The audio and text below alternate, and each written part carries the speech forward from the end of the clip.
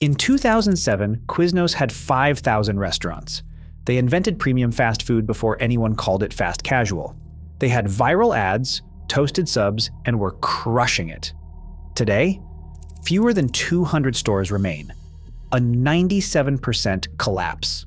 Here is the thing. Customers did not hate Quiznos. The sandwiches were actually good. The company imploded because it built a business model that made money for corporate while quietly bankrupting every franchisee who believed in them. This is that story. Quiznos started in 1981 in Denver. Chef Jimmy Lambatos had a simple idea. What if we toasted the sandwich?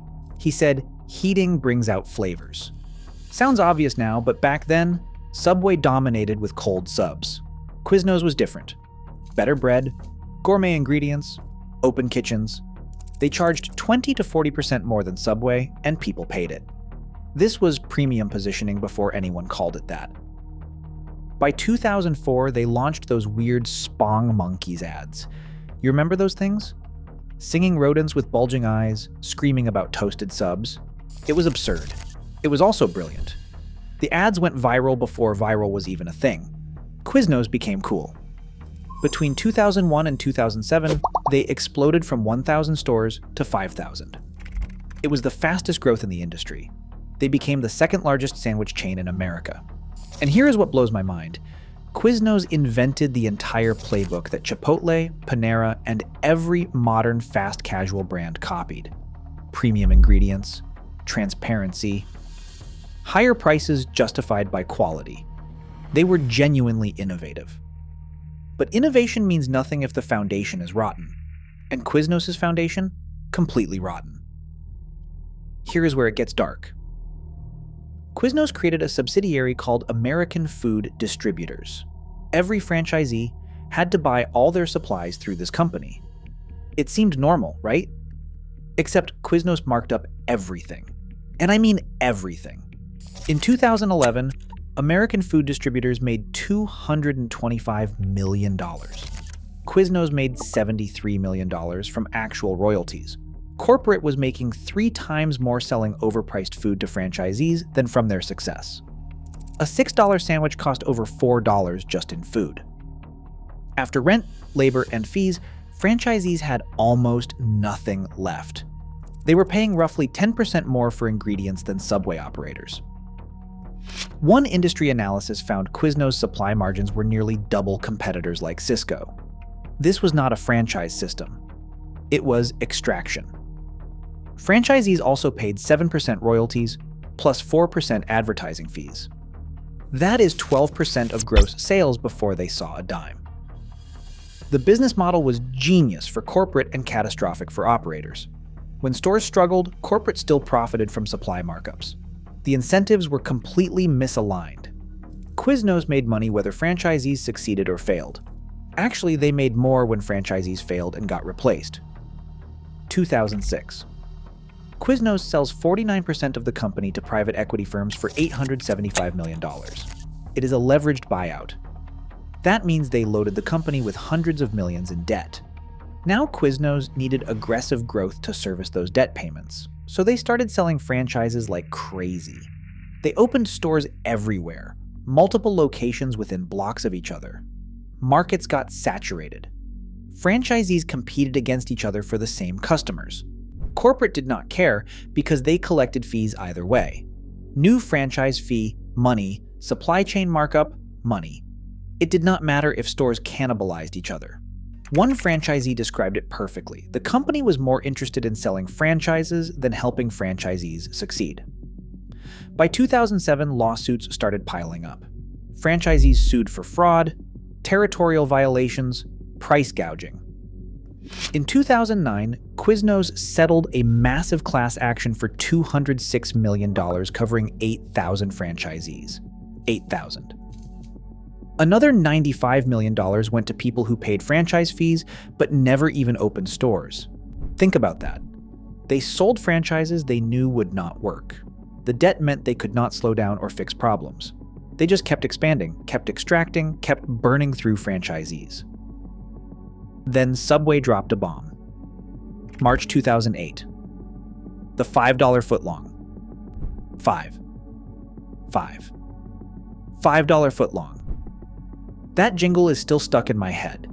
The campaign generated $3.8 billion in the first year during a recession. Subway franchisees saw sales jump 25%, while the rest of the industry collapsed. It completely reset what people expected to pay for a sandwich. Suddenly, Quiznos sandwiches at $7 to $9 felt expensive, not premium. Quiznos tried to compete. 2009, they sent out coupons for free sandwiches. Franchisees revolted. They literally refused to honor the coupons because they could not afford to give away sandwiches with their inflated food costs. Customers got angry. Brand reputation tanked. Quiznos was trapped. Too expensive to compete on price.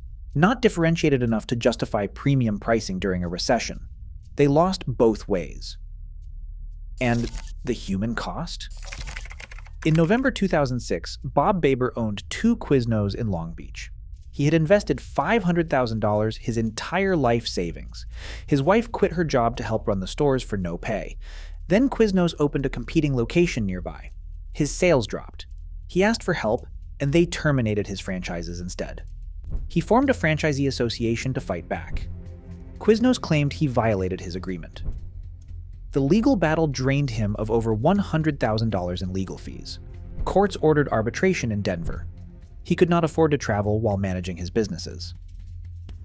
On November 27, 2006, Bob Baber walked into a Quiznos bathroom and shot himself 3 times in the chest. He left a suicide note that read, "Quiznos has killed me, destroyed my life. We trusted in Quiznos, they promised us success. They had a private secret agenda to trap you and screw you." A franchisee association posted the note online to raise awareness. Quiznos' response was immediate. They terminated all 8 board members representing 17 stores, accusing them of exploiting a tragedy to damage the brand. This was 2006. 17 years later, in 2023, another franchisee named Dominic Mendoza took his own life after a prototype store drained his resources. Same pattern, same broken promises. Closures accelerated.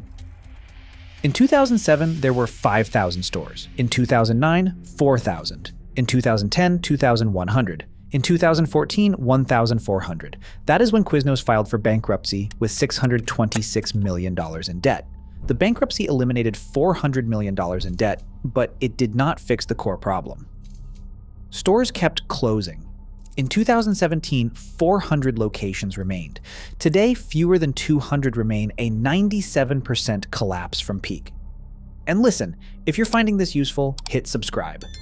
I cover business collapses like this because understanding failure teaches you more than studying success. All right, back to it. Revenue collapsed even harder. Peak sales in 2007 were $1.9 billion. By 2017, they were $171 million. That is a 91% revenue drop. In recent years, stores were closing at 25 to 33% annually, a death spiral. Meanwhile, Jersey Mike's was doing everything right. They had the same concept, premium sandwiches, fresh ingredients, and higher prices than Subway, but completely different execution. Jersey Mike's has 2,700 stores, and it was growing at 12% annually. The average store does $1.3 million in sales. Quiznos, by contrast, did $300,000 in sales per store. Jersey Mike's eliminated supply chain markups. Franchisees source competitively, and costs are transparent. In 2020, Jersey Mike's did something no franchisor does. They paid for every franchisee's remodel, $75,000 per store. A $175 million corporate investment. Why? Because when franchisees succeed, corporate succeeds. That's alignment. In 2024, Blackstone bought Jersey Mike's for $8 billion. Founder Peter Cancro became a billionaire by doing it right. Quiznos founders made hundreds of millions through leveraged buyouts and supply chain extraction. But if they had built it like Jersey Mike's, they would have created something worth $10 billion and helped thousands of franchisees retire wealthy instead of bankrupt. So what were Quiznos' fatal mistakes? Mistake 1, monetizing franchisees instead of customers. When your profit comes from selling overpriced supplies to your own franchisees, you are not building a restaurant company. You are running a pyramid scheme with sandwiches. Mistake 2, expansion before unit economics worked. Growing from 1,000 to 5,000 stores in 6 years looks impressive until you realize individual stores were struggling the entire time. Growth masked failure. Mistake 3, a debt-driven strategy. Private equity debt forced continued extraction even when it was killing the brand. They could not pause to fix problems because debt service demanded constant franchise fee revenue. Mistake 4, misreading price elasticity. Premium works during expansion. During recession, it is a death sentence if you cannot adapt. Quiznos had rigid high costs, so when Subway reset price expectations, they had no flexibility. Here is what gets me personally. I actually liked Quiznos sandwiches. The toasted bread, the peppers, the melted cheese, genuinely better than Subway in my opinion. But I watched locations near me close one by one. I remember thinking the recession killed them. No, the business model killed them. The recession just exposed it. Today, Quiznos has new ownership. They have finally eliminated supply chain markups. They cut royalties to 5%. They reduced fees, but it is too late. Brand reputation is destroyed. Franchise graveyard. Reputation sticks forever. You cannot recruit quality franchisees when everyone knows the history. Here is the broader lesson. Quiznos invented modern fast casual. Toasted subs, premium ingredients, open kitchens, higher prices justified by quality.